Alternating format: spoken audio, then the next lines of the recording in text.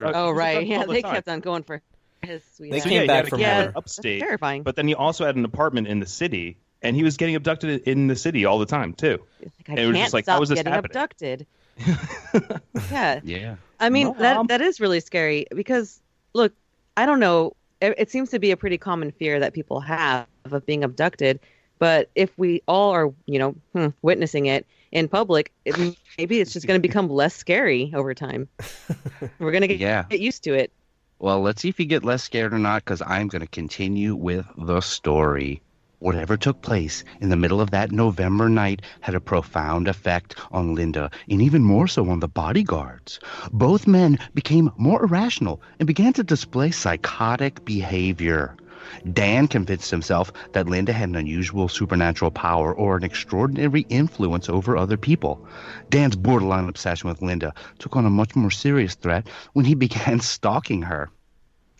Things took on a strange turn on the 29th of April, 1991, when both men inflicted a more down-to-earth abduction of Linda. They bundled her into their vehicle and interrogated her for several hours. All of this took place in broad daylight. It was Dan who took on the role of the so-called bad cop. At no time did he accept Linda's denials about the original abduction experience. The more protests she uttered, the more upset he became. 6 months after the second abduction, Linda suffered a third. Dan brought Linda to a safe house in Long Island, Rob, and forced her to put on a nightgown similar to the one she wore when they saw her floating away from her apartment. Richard was nowhere to be seen, but Linda did recall that she spotted some official paperwork from the CIA. Linda did manage to escape the house, but the foot chase ended when Dan caught up with her on a beach. Dan dunked her head into the sea more than once before Richard turned up and coaxed Dan into releasing her. Richard took Linda home. A month later, Richard turned up at her door. He told her that Dan's obsessive behavior had become so out of control that he was actually committed to an asylum. Wow. What does this have to do with aliens like that? Why? He just has a huge crush on her. Jesus. Thank you, Do Drea. you think she's a witch or something? I don't really understand why these two guards who were supposedly guarding a UN official and saw the event happen. Dan has gone psychotic. He's dunking her into the sea. He's Trying to abducting her baptize her. multiple times. I mean, it's compelling. Its story is compelling. Is it this is they have to get into the mind of the abductor, so they're becoming the abductor? Like, what are they doing? Why are they doing this? I don't know. Yeah, and they're what does trying that to have do with recreate it. anything? They're putting her in a nightgown and trying to get her abducted again. Like, what are they trying? What is Dan Yeah, going to do? go in the water. That's where the aliens live. Get in there. What Aliens the hell? love water.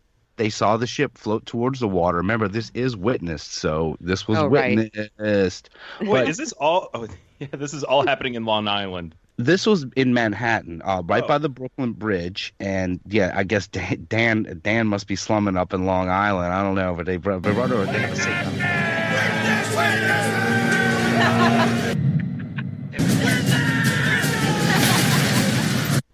Yeah, they're like a couple of war boys gone rogue on this. I love it. But the story is going to continue right now. While all of this was taking place, Bud Hopkins received another letter in the mail. This one came from a woman called Janet Trimble. She revealed that she, too, was driving across the Brooklyn Bridge at the same time of the original abduction. Trimble, a retired telephone operator, assumed that the event was nothing more than a scene of an upcoming science fiction film. Great writing. With the addition of a fourth witness, Hopkins made the decision to go public with some of the details of the whole event. If Quillar had come forward publicly, he could have propelled the Cortel abduction into the stratosphere of UFO cases with credible documentation. Hopkins and Quillar corresponded on a regular basis, and while he did not confirm details, Quillar, that's the UN guy, refused to go public. Quillar was willing to meet with Hopkins behind closed doors on the condition that Hopkins never disclose his name to the public domain. Now, I guess that got fucked up. Yeah, dude, messed Quillar. up there. In 2003, Linda Cortel agreed to a sit-down interview with French magazine La Gazette Fortune. During this interview, she added several new facts to her account. The main addition to the original report was information of an undisclosed witness to the abduction. So many witnesses.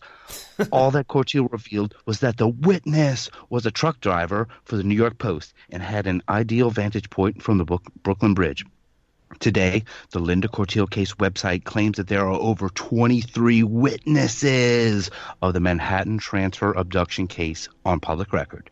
Skeptics provide many loopholes to the story of Linda Napolitano/Corteil and argue that many details of the case could be too good to be true.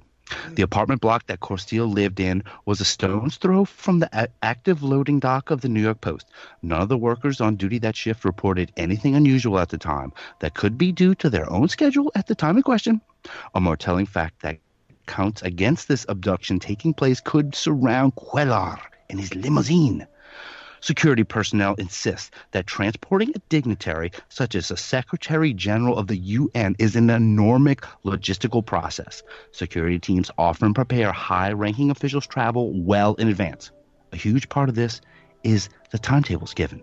If a car that's transporting the Secretary General is even a few seconds behind schedule, the UN forces would have to move in and determine what, if any, action is required. Checkpoints are also set up and used to help determine whether or not lateness is an issue. It has been almost 3 decades, and the Manhattan transfer abduction is still causing a stir. Wow. Yes. That's a lot to take in. Jude, I could totally speak on that. Like, living in the District of Columbia, there are always little, like, traffic jams. Or, like, Okay, so Brianna was driving the car a couple weeks, like, a week or so ago. And she couldn't take a right turn for about 10 minutes because just all of these trailers with horses, police horses, from all around the country were just like trucking in to go to the mall. And we live like not that far away from the mall, Those like off the highway. horses should be focused on police work and not going to the mall. Why are they blocking all the right turns? But it's like, they're just, imagine, you have police horses from all 50 states all coming in to do some police horse parade on the mall. I don't know. But it's like shit like that happens every other week where it's just like, oh, God, wait, who's here today? Hell. Like, I'd be so mad I wouldn't even live there. Yeah, I don't know why we live here. That's logistical nightmare. With no horses, boy. Nice. Hell no. So the book Facts. Witnessed, if you remember, came out in 1996, the same year that Bud Hopkins married his third wife, Carol Rainey. Congratulations. Yes. Well, you might be saving that. Carol Rainey is a writer and filmmaker who shared an interest in the abduction phenomenon and was very closely involved with his work, especially during the time where Linda Costine was his major focus. Now, in a series of videos posted by Carol Rainey, she states that during my 10-year marriage to Bud Hopkins, I actively explored the phenomenon of anomalous or paranormal experiences, but I never stopped asking the hardest questions. Where is the evidence? So now we're going to talk a little bit about Bud's wife, Carol. And this is a clip from a video made by his wife where Bud is talking about a witness that we talked about named Janet Kimball. Janet is a woman who wrote to me. I got the letter in the fall of 1992 saying that she had witnessed a UFO above a building and people floating out a window. Many stories off the ground, described exactly what I had gotten from Richard and Dan about they're watching Linda's abduction. Finally called her up and was astonished, of course, to get her. But she was a real person, and I was talking to a real voice, unlike Richard and Dan, who were still elusive. And I think I just sort of stumbled through this in almost disbelief. It's strange that Dan and Richard are so elusive for being these big touted witnesses and being kidnappers of his subject. That he's never sat them down, but he is banking on them as witnesses. They are highly touted witnesses in the book Witnessed. Strange, right? Yeah. Wait, he never interviewed them? It seems that they were too elusive to catch. I mean, unless he... It sounds like they're at a deli, so they should start looking there. What's where the hell is what's all that background I'm noise? going to give you a little thing. Now, like I said, his wife, Carol Rainey, is a writer and filmmaker. And so she was doing kind of a lot of like documentarian work with her husband, Bud, about all this. So she's filming him candidly. She's interviewing him for what may have turned out to have been some kind of documentary they made together. But this is her footage that she has that we just heard there. So Bud goes on to further back his confidence in this key witness, Janet. Bud had met Janet Kimball in person at a diner north of the city. I'd heard the audio tapes of their conversations, and Janet seemed quite credible. I was trying to understand what Bud believed was the most important UFO abduction case of the century. I became fascinated by Janet Kimball's crayon drawings. Her story of what she saw that night seemed to dovetail almost perfectly with the report Bud had received earlier from security agents Richard and Dan. So far as I'm concerned, in terms of Janet's credibility, I would say she's 100% credible to me. I didn't see anything at any point, anything that would suggest she was exaggerating, that she was hiding, that she was inventing. Every single thing, the emotion, the choice of language, everything about what she told me was credible. There wasn't a tiny hint of anything wrong. Yeah, there's no doubt in his mind that this... Nothing, not a choice in crayon color. Nothing was wrong there. Nothing. And she got some great crayon drawings. A lot of people like to do crayon drawings of this event. And yet she's just Janet, you're calling the book witness. Janet, yeah. Damn it, Janet, you good. are... I love you. This is one of his highly touted witnesses. Oh, of course, with Richard and Dan, those are great witnesses too. UN generals. You've got, this is the most important case in all of alien abduction. It's in the middle of the biggest city in the world. It's witnessed by credible people.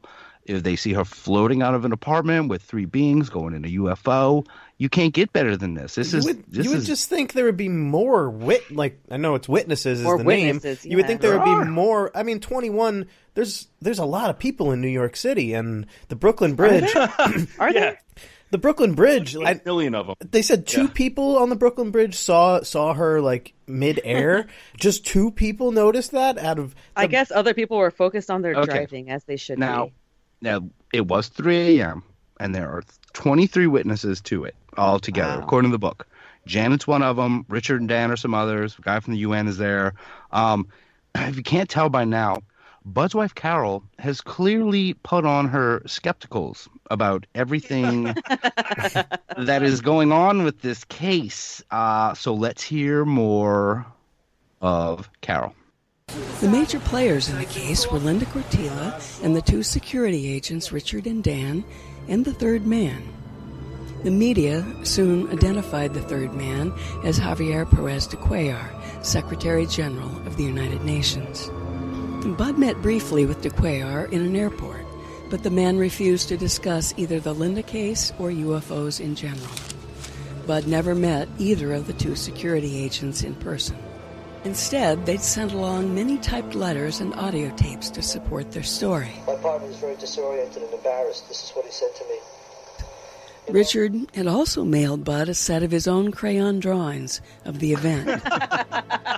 I thought the similarities between his and Janet Kimball's drawings were striking. Maybe too striking. But it was the manila envelope that began to attract my attention. Janet's drawings had been sent to Bud in this ordinary padded envelope. But something was different here. And then I realized all of the other letters and envelopes sent by witnesses, they'd all been typed. I didn't recall seeing a single piece of handwritten correspondence from the key witnesses, not until Janet Kimball's envelope. But one other person related to the case had written extensively to Bud by hand. I compared the two handwriting samples. Well, sounds like Carol's on to something. Like I said, she's got her skepticals on. This is her husband, by the way. This is her husband. Bud. This is Bud's wife. Where it's here from, right here, yeah. Crayons matter. If they just signed their names in crayon, they'd be taken more seriously. He sent her finest crayon drawings. It doesn't matter if Yeah, you're something doesn't add up about these colors. if you're a guard for the UN, if you're just Janet Kimball, if you're anybody, you're gonna send beautiful, crazy